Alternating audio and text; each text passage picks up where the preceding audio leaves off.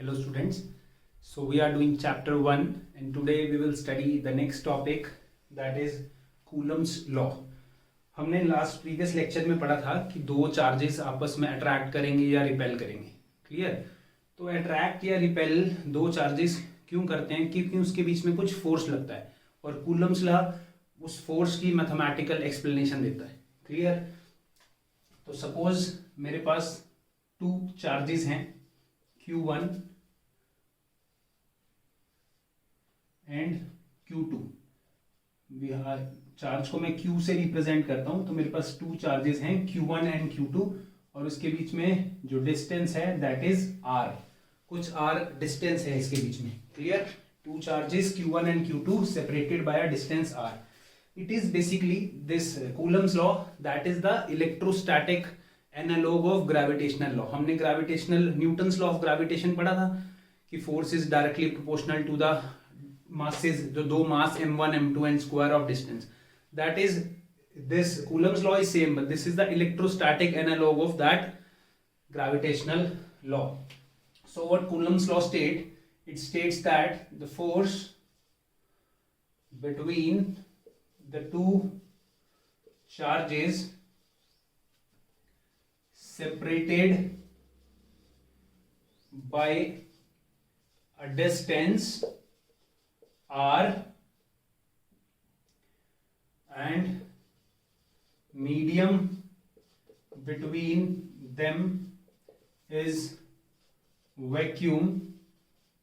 अब मीडियम क्या है? वैक्यूम है. या इसको आपकी कुछ बुक्स में इसको लिखा होगा फ्री स्पेस. एक ही बात है. अब इसके बीच में जो मीडियम है वो वैक्यूम है. ये मीडियम पे फोर्स डिपेंड करती है. अभी आगे पढ़ते हैं हम.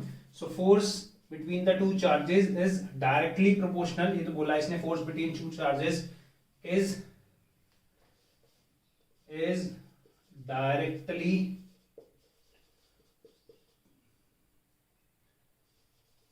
Proportional to the two charges and to the magnitude of two charges. लिख लो. To the magnitude of two charges and inversely proportional to square of distance between them. Same जैसे वो क्या था, वो भी square of inverse square law को follow करता था कि square of distance between them के इनवर्सली प्रोपोर्शनल है फोर्स और डायरेक्टली प्रोपोर्शनल है मासेस के. Same this is the force is directly proportional to the magnitude of two charges. Clear? And inversely proportional to the square of distance between them.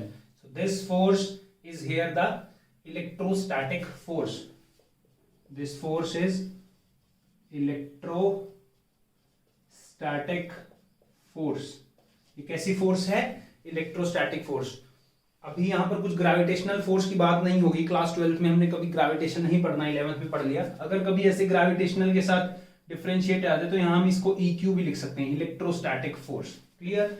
Here this force is electrostatic force. एक बात मैंने यहां बोली थी कि ये जो दो चार्जेस हैं Q1 या Q2, this should be point charges.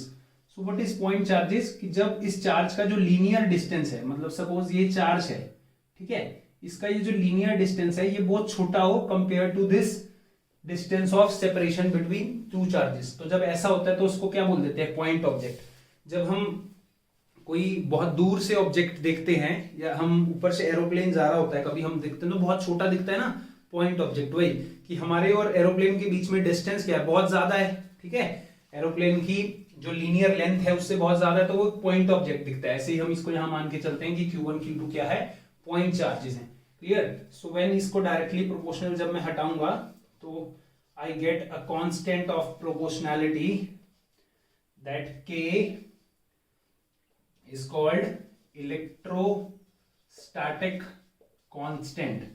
That K is called electrostatic constant of free space. अभी फ्री स्पेस लेके चल रहे हैं, मतलब वैक्यूम लेके चल रहे हैं. That K is called electrostatic constant. Clear? That K is called electrostatic constant. ये जो K है proportionality constant, that is electrostatic constant. और अब इस k की यूनिट क्या होगी, यूनिट ऑफ k। अब तो आप बहुत इजीली निकाल सकते हो, क्लास 11 में k है, मैं r स्क्वायर को इधर ले जाऊंगा, q1 q2 को नीचे ले आऊंगा। अगर मैं k का यहां से फॉर्मूला निकालूं तो क्या होगा, fr square upon q1 q2, यही होगा। तो हम k की इजीली यूनिट निकाल सकते हैं, कोई क्रैम करने की जरूरत नहीं है, कुछ रटने की जरूरत नहीं है। Force is newton, r is metre square, this charge is in, हमने प्रीवियस लेक्चर में पढ़ा था, coulomb. Okay, so this is coulomb, this is coulomb, coulomb square, so we get newton metre square per coulomb square. This is the unit for k, the electrostatic constant. This is the electrostatic constant for free space. क्यों free space बोला, कि अभी यहां पर suppose in दोनों के बीच में, charge के बीच में जो मीडियम है ये, इन दोनों के बीच में, वो भी वैक्यूम है, हम वैक्यूम लेके चल रहे हैं। ऐसा नहीं है कि दो चार्ज वाटर में पड़े हैं या दो चार्ज एयर में पड़ रहे हैं, वैक्यूम में है, ठीक है। वैक्यूम क्या होता है, जहां पर कुछ एयर नहीं होती, कोई मीडियम नहीं, क्लियर। सो जो इस k की वैल्यू है, इस k की वैल्यू होती है, ये एक्सपेरिमेंटल वैल्यू निकल के आई 1/4 pi epsilon not, 1/4 pi epsilon not. Yes, this is epsilon and this 0 is for not, clear. This is, इसको प्रोनाउंस कैसे करते हैं, epsilon not, this not is for this 0, this not is for 0, इसको ऐसे तो pronounce करते हैं epsilon not, clear, epsilon not.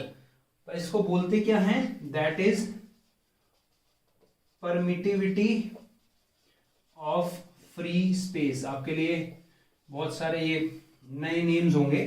This is called permittivity of free space. क्या बोलते हैं इसको, permittivity, permittivity of free space, clear. इस परमिटिविटी के बारे में और पढ़ेंगे, परमिटिविटी क्या होता है अभी आगे। This epsilon is called permittivity of free space, ठीक है। तो बेसिकली ये है क्या, ये मीडियम की प्रॉपर्टी होती है। ये जो एप्सिलॉन नॉट है, ये क्या है, मीडियम की प्रॉपर्टी होती है, जो डिटरमाइन करता है ये फोर्स, इन दोनों चार्जेस के बीच में फोर्स, ठीक है। क्यों डिटरमाइन करता है, क्योंकि ये फोर्स के फॉर्मूले में क्या आ रहा है, अब फोर्स का फॉर्मूला हम क्या लिख सकते हैं, 1/4 pi epsilon naught q1 q2 over r square. This is the formula for electrostatic force between two charges. This q1 q2 is in subscript. F is 1/4 pi epsilon naught q1 q2 over r square. Clear? q1 q2 over, so this is the formula for electrostatic force. And what is the unit of epsilon? अब मेरे को k की unit पता है, 4 की कोई unit नहीं होती, दैट इज अ कांस्टेंट। तो एप्सिलॉन यहां से अगर निकालेंगे तो कितना होगा, 1/4 पाई k। तो 4 पाई की तो कोई यूनिट नहीं होती, तो k की यूनिट होगी जो उसके इनवर्स होगी, कुछ क्रैम करने की जरूरत नहीं है, क्लियर। तो इसके जो ये यूनिट आई है, इससे इनवर्स लिख दो, इससे इनवर्स है ना, 1 न्यूटन 1 है या -1 2 है, -2 कूलम है। जो k की यूनिट है उससे इनवर्स किसकी, एप्सिलॉन नॉट की unit. What is this epsilon not, this epsilon naught is permittivity of free space, that is the property of medium। ये permittivity क्या होती है, क्या बताती है, प्रॉपर्टी है मीडियम की, ठीक है। अभी यहाँ मीडियम क्या है, फ्री स्पेस है, वैक्यूम है, clear. So this is Coulomb's law which states that the force between two charges is directly proportional to the magnitude of two charges and inversely proportional to the square of distance between them, and this force can be attractive, can be repulsive. अभी हम आगे देखेंगे। अगर ये दोनों charges जो charge हैं, एक प्लस क्यू चार्ज है और एक माइनस क्यू चार्ज है, तो कैसी फोर्स होगी इनके बीच में, कैसी फोर्स होगी, अट्रैक्टिव। व्हेन q1, ये सपोज ये q1 चार्ज है जिसकी वैल्यू प्लस q है, ये q2 चार्ज है जिसकी वैल्यू माइनस q है, या हम इसको ऐसे लिख सकते हैं, when q1 multiply by q2 is less than 0, negative है ना, plus q minus q, that is less than 0, तो फोर्स कैसी होगी, अट्रैक्टिव।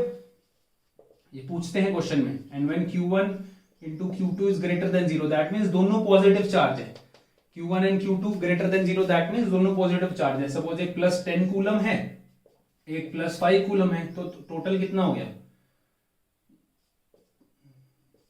ये टोटल कितना हो गया, 10 5 50 coulomb, 50 coulomb square q1 q2 suppose. तो पॉजिटिव ही है ना, मतलब ग्रेटर देन 0 है। तो ये जब दो पॉजिटिव चार्ज हैं तो फोर्स कैसी होगी, तो फोर्स होगी रिपल्सिव। तो फोर्स कैसी होगी, repulsive. When q1 q2 less than 0 है तो तो फोर्स कैसी है, अट्रैक्टिव है, मतलब एक पॉजिटिव चार्ज है एक नेगेटिव चार्ज है तो अट्रैक्ट करेंगे आपस में। अनलाइक चार्ज है, और जब लाइक चार्ज है तो इनका मैग्नीट्यूड ग्रेटर देन 0 है तो फोर्स कैसी होगी, रिपल्सिव। तो ये क्वेश्चन कई बार पूछते हैं, इसलिए बताया मैंने। अब कूलम्स लॉ हमने पढ़ लिया, हमने कूलम्स लॉ का अब क्या पढ़ना है, हमने इसका वेक्टर फॉर्म पढ़ना है। क्या पढ़ना है कूलम्स लॉ का, it's vector form, vector form of Coulomb's law.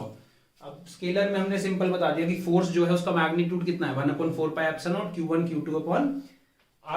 Clear.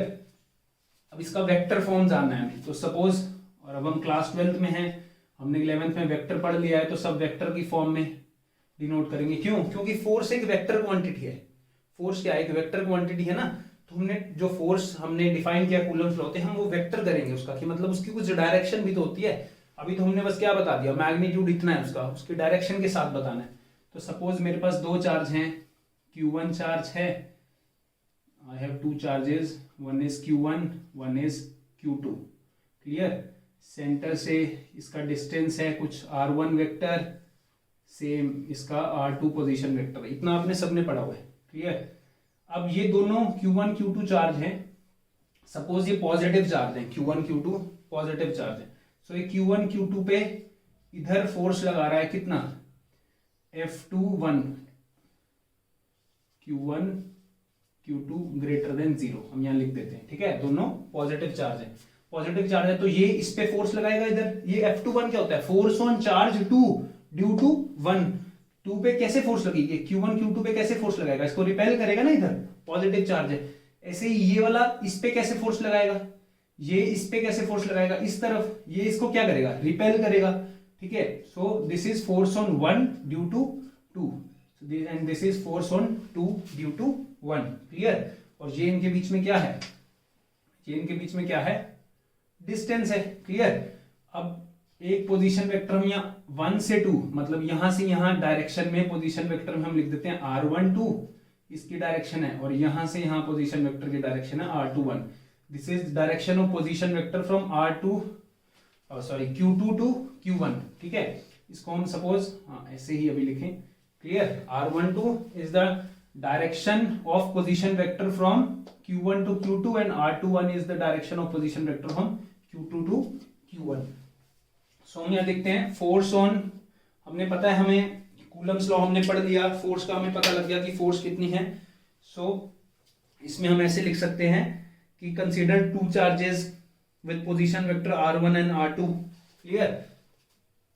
And we know R12 we can write it as R2 minus R1 and R21 is equal to R1 minus R2. ये class 11th में भी हमने पढ़ा है। Simply इसको हम ऐसे भी लिख सकते हैं, R1 and R2 are the position vector for 2 and 1।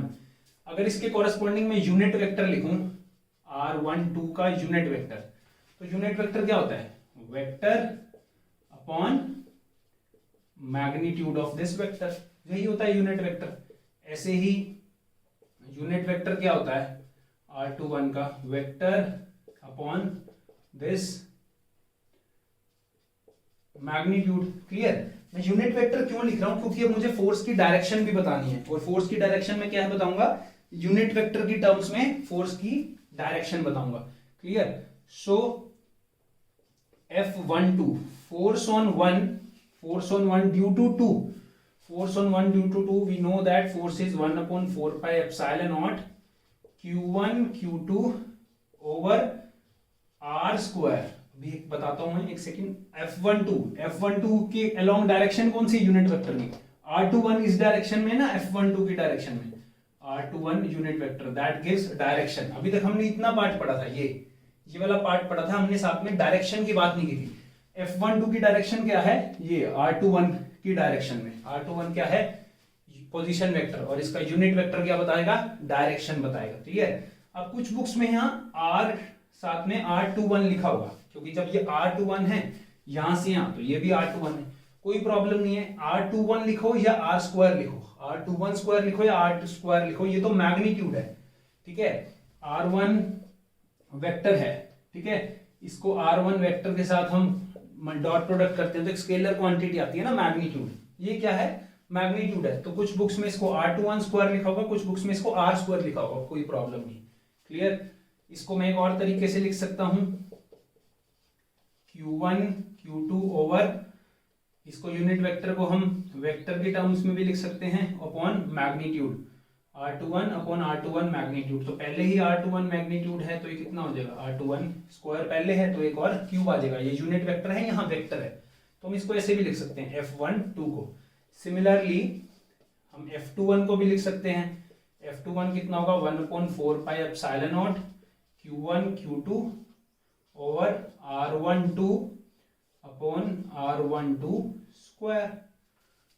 f21 force on two due to 1 इस डायरेक्शन में है, और ये r12 भी क्या है, इस डायरेक्शन में, तो इसलिए r12 मतलब जब यहाँ 21 आएगा तो यहाँ 12 आएगा, ऐसे भी याद कर सकते हो। और इसको भी हम इस तरह लिख सकते हैं,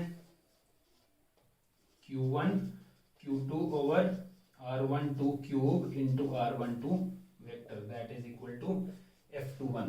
तो मेरे पास ये वेक्टर फॉर्म में भी आ गया कि फोर्स एक वेक्टर पे क्या होगी, एक चार्ज पे क्या होगी दूसरे चार्ज की वजह से, f12 is 1/4 pi epsilon naught q1 q2 upon this. Clear.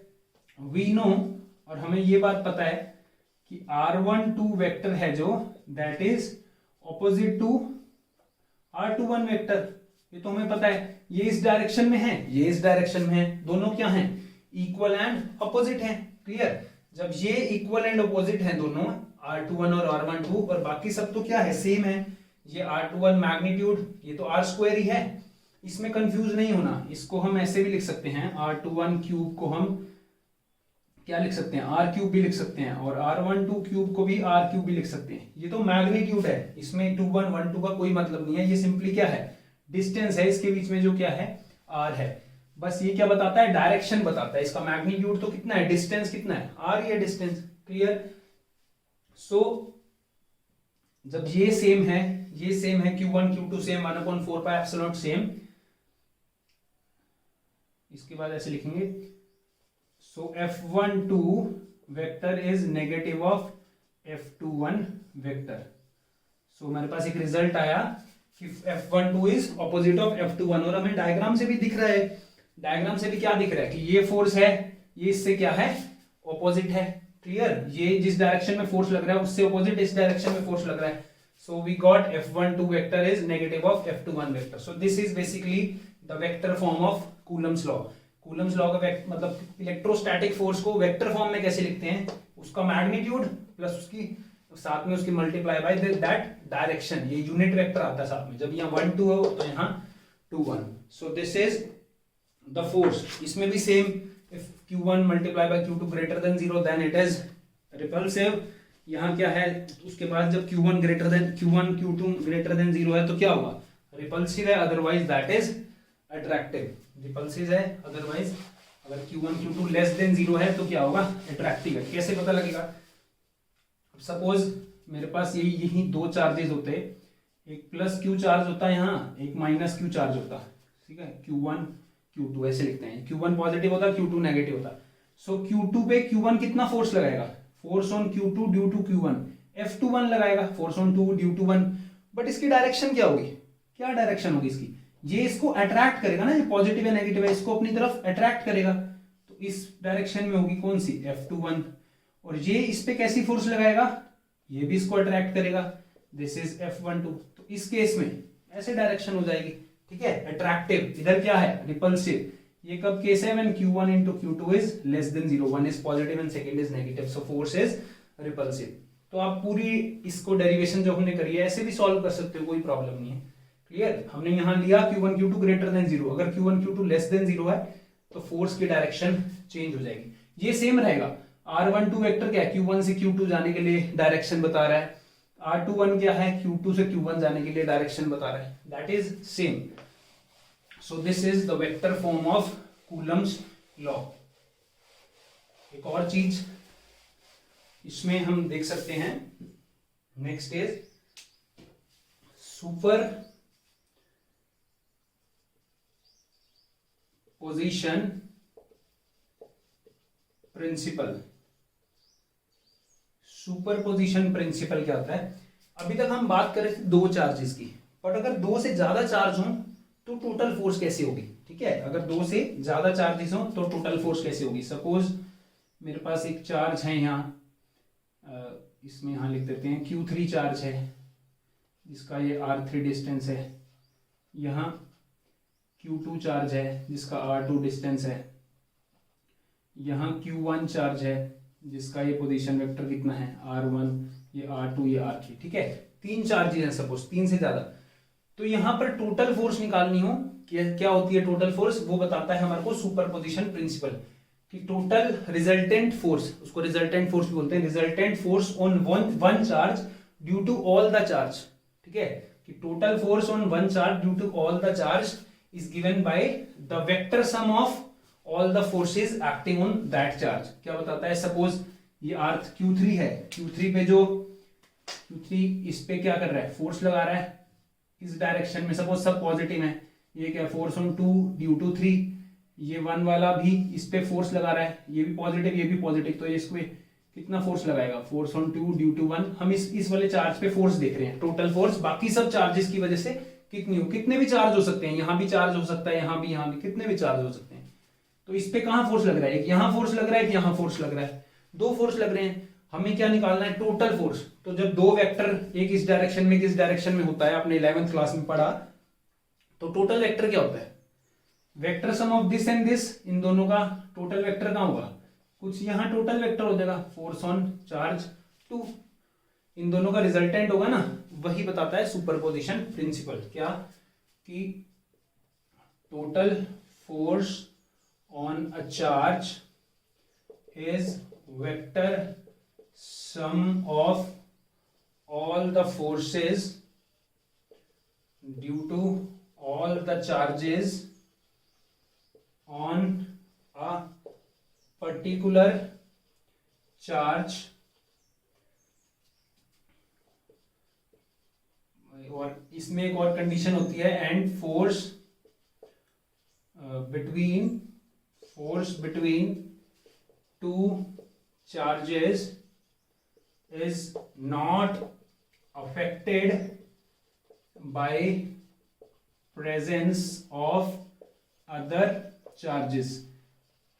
इसका मतलब क्या है कि इसके और इसके बीच में जो फोर्स है, ये जो इस पे फोर्स लगा रहा है, ये वाला चार्ज इन फोर्स को अफेक्ट नहीं करेगा। Clear. So vector sum of superposition principle क्या कहता है कि जब बहुत सारे चार्ज हों तो force exerted on a particular charge is equal to the vector sum of all the charges is equal to the vector sum of all the forces on that charge, provided that the force between two charges is not affected by presence of other charge। So suppose मेरे पास n number of charges हैं, suppose we have n number of charges Q1, Q2, Q3 up to Q1, बहुत सारे charges हैं। So force on charge Q1, so suppose एक force है, एक, या ये मैंने आपको एक डायग्राम बताया 3 चार्जेस का, यहाँ फोर्स ऑन Q2 निकाला है हमने।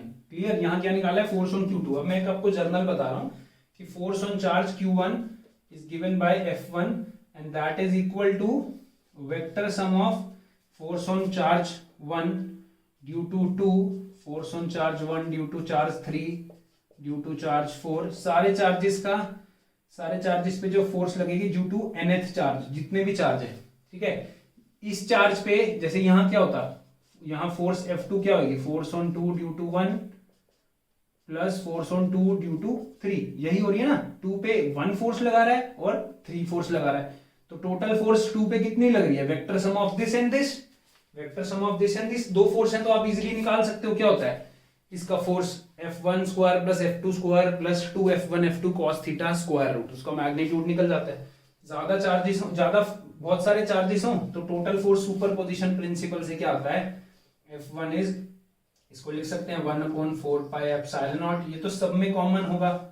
Clear.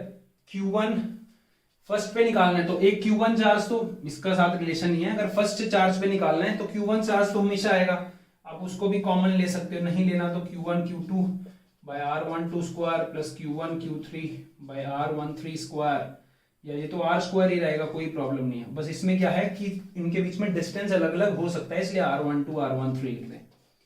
R14 square up to Q1 nth charge upon R11 square.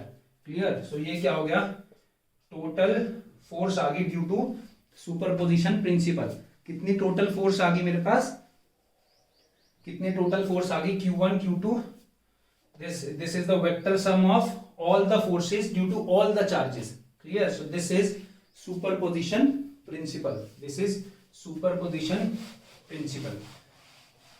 इसके ऊपर अभी लास्ट में मैं आपको 2 क्वेश्चंस दूंगा, बहुत इजी हैं, न्यूमेरिकल, वो कर लोगे तो आपको सारे कंसेप्ट क्लियर हो जाएंगे। उससे पहले एक चीज और बताते हैं, दैट इज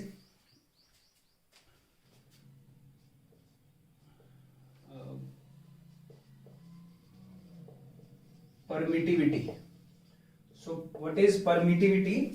परमिटिविटी हमने क्या बोला था, so it is the property of medium. So permittivity क्या है, it is the property of medium which determines the electrostatic force between two charges placed in medium.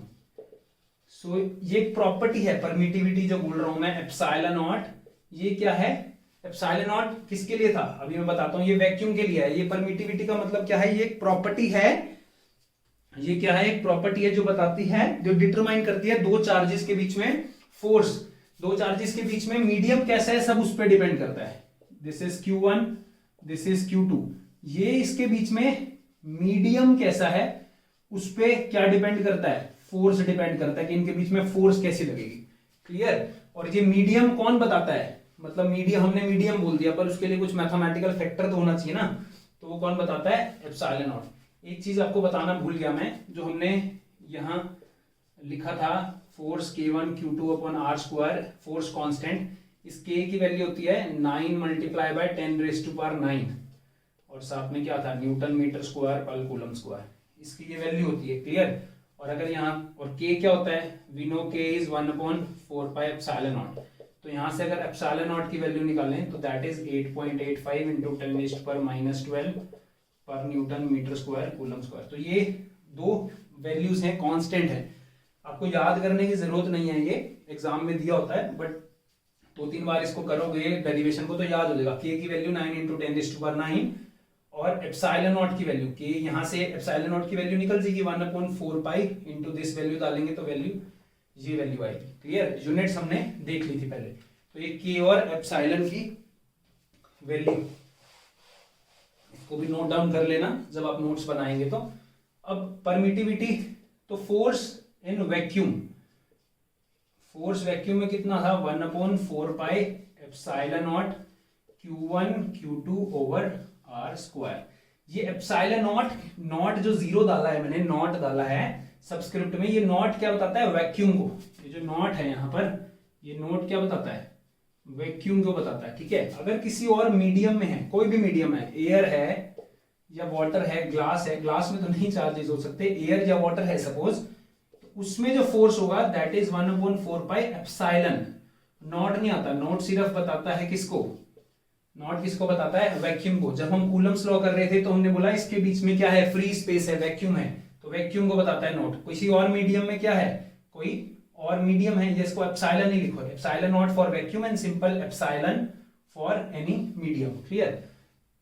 इतनी बात क्लियर होगी। तो जब हम इसको डिवाइड करेंगे दोनों को, जब हम इसको डिवाइड करेंगे, F vacuum, F medium by F vacuum divide करेंगे तो क्या होगा, सब कैंसिल हो जाएगा, यहां क्या आ जाएगा, एप्सिलॉन नॉट बाय एप्सिलॉन आ जाएगा, बस ये रह जाएगा, बाकी सब तो कैंसिल हो जाएगा। क्लियर? या इसको और कैसे लिख सकते हैं, एप्सिलॉन और F vacuum by F medium is epsilon by epsilon nought. क्या होगा, F vacuum upon F medium is epsilon by epsilon naught, and that is equal to some epsilon r. That is the relative permittivity. That is the relative permittivity or dielectric constant. इसके बारे में आगे chapter में भी पढ़ेंगे. इस ratio को क्या बोलते हैं? रिलेटिव परमिटिविटी या डाइइलेक्ट्रिक कांस्टेंट. क्या बोलते हैं? या तो रिलेटिव परमिटिविटी या क्या बोलते हैं? Dielectric constant. डाइइलेक्ट्रिक कांस्टेंट को भी हम K से डिनोट करते हैं. डाइइलेक्ट्रिक कांस्टेंट को भी K से डिनोट करते हैं. क्लियर?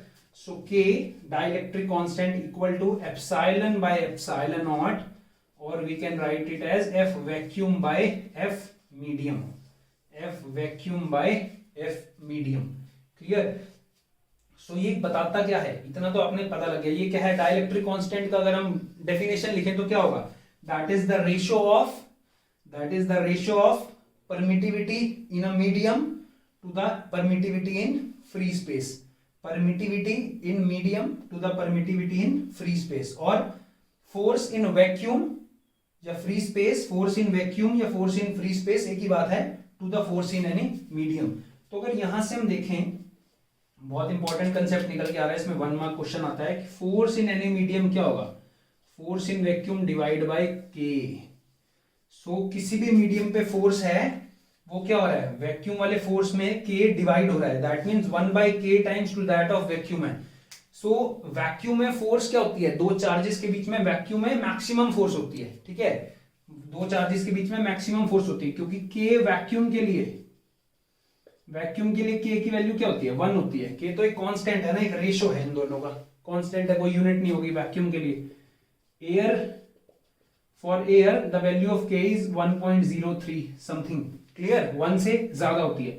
एंड के for 1 second I will say K for air is 1.00054 and K for water is 80, around 80. K for water is around 80. Clear? So suppose ये दो चार्जेस हैं. क्वेश्चन क्या आता है कि we have two charges placed in vacuum. Vacuum में दो charges हैं, तो दो चार्ज, तो उस पर कुछ फोर्स लगा. ठीक है? सपोज 10 न्यूटन फोर्स लगा. दो चार्जेस हैं वैक्यूम में, उस पर फोर्स कितना लगा? 10 न्यूटन फोर्स लगा. उसको सपोज हम वाटर में ले गए. सपोज हम वो दोनों चार्जेस को वाटर में ले गए, तो वाटर का डाइलेक्ट्रिक कांस्टेंट कितना? 80. तो फोर्स उन दोनों चार्जेस के बीच में वाटर में कितना होगा? मीडियम. और यहां मीडियम क्या है? वाटर है. तो वाटर में कितना होगा? हमें पता है फॉर्मूला क्या है. डिवाइड हो जाता है, के टाइम्स हो जाता है. ऑब्वियसली कितना हो जाएगा? 1/8 टाइम्स हो गया ना. 1/8 हो गया. Force in water is 1/8. कहां से? 10 न्यूटन से कितना रह गया? और ये 1/8 न्यूटन रह गया सिर्फ. ठीक है? तो फोर्स डिक्रीज होता है किसी मीडियम में डालने पे. दो चार्जेस में फोर्स डिक्रीज होता है. क्यों? क्योंकि डाइलेक्ट्रिक कांस्टेंट्स हम उसको डिवाइड कर देते हैं. बहुत इंपॉर्टेंट कंसेप्ट है. क्लियर? सो डाइलेक्ट्रिक कांस्टेंट क्या है? That is the ratio of electric permittivity of medium to the electric permittivity of free space, और in terms of force we can write this also. Clear? So ये क्या बताता है? Property है medium की. Dielectric constant के बारे में हम और आगे भी पढ़ेंगे. अब हमने पॉइंट चार्जेस की बात करी थी कि पॉइंट चार्ज क्या होता है. पॉइंट कब मानते हैं? जब वो उसका डिस्टेंस दोनों के बीच में बहुत ज्यादा हो, उसके अपने लीनियर डिस्टेंस से. क्लियर? बट इन जनरल हमारे पे कभी एक चार्ज नहीं होता पॉइंट चार्ज. ठीक है? So we have distribution of charges. We don't have a single charge. हमारे पास सिंगल चार्ज नहीं होता, हमारे पास डिस्ट्रीब्यूशन होता है चार्जेस का. क्लियर? तो डिस्ट्रीब्यूशन कैसे हो सकता है? 3 तरह से होता है. लीनियर चार्ज डिस्ट्रीब्यूशन, या उसके कॉरेस्पॉन्डिंग जो हम बात करते हैं वो बात करते हैं लीनियर चार्ज डेंसिटी की. ठीक है? Surface charge density, and third is volume charge density. बस ये लास्ट टॉपिक है, यहां फोर्स खत्म है. नेक्स्ट टॉपिक में हम इलेक्ट्रिक फील्ड पढ़ेंगे. तो what is this linear charge density? Linear charge density मतलब क्या है, अलोंग द लाइन बहुत सारे चार्जेस हैं, या पॉजिटिव या नेगेटिव, ठीक है, एक चार्ज नहीं है, बहुत सारे चार्जेस हैं। तो लीनियर चार्ज डेंसिटी, सपोज इसकी लेंथ है कुछ एल लेंथ है, क्लियर, कुछ एल लेंथ है, तो अलोंग द लेंथ इसकी चार्ज डेंसिटी कितनी है, इनफाइनाइट लाइन है, मुझे कुछ फाइंड आउट करना है, तो मैं क्या करूंगा, मैं हर चार्ज पे तो फाइंड आउट नहीं कर सकता फोर्स कितना है, ठीक है, तो मैं एक पर्टिकुलर जगह पे डेंसिटी ले लेता हूं। तो लीनियर चार्ज डेंसिटी को हम लैम्डा से डिनोट करते हैं, that is equal to charge per unit length, that is equal to charge per unit length. या अभी कभी आगे हम सॉल्व करेंगे तो हम बोलते हैं छोटा सा यहाँ चार्ज डिस्ट्रीब्यूशन ले लिया, छोटा सा लेंथ ले लिया डेल्टा एल, और इसके अंदर जो चार्ज है दैट इज डेल्टा क्यू, कुछ स्मॉल चार्ज, तो इसको ऐसा भी लिख सकते हैं, lambda is delta Q by delta L, clear, that is charge per unit length. बस जैसे डेंसिटी क्या होता है, मास अपॉन वॉल्यूम, ऐसे ही लीनियर चार्ज डेंसिटी क्या होता है, कितना चार्ज है पर यूनिट लेंथ में, इस इतने सी लेंथ में, डेल्टा लेंथ में कितना चार्ज है, डेल्टा क्यू चार्ज है, that is linear charge density.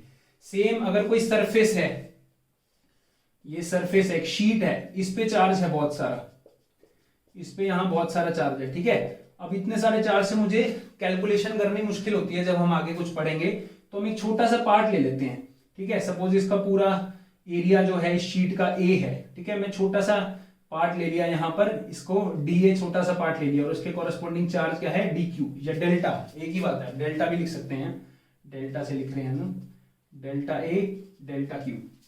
So surface charge density को सिग्मा से डिनोट करते हैं, सिग्मा से, दिस सिग्मा से डिनोट करते हैं सरफेस चार्ज डेंसिटी को, that is charge per unit area, and we can write also as small charge plus upon small area, कुछ कितने एरिया में कितना चार्ज है, चार्ज पर यूनिट एरिया।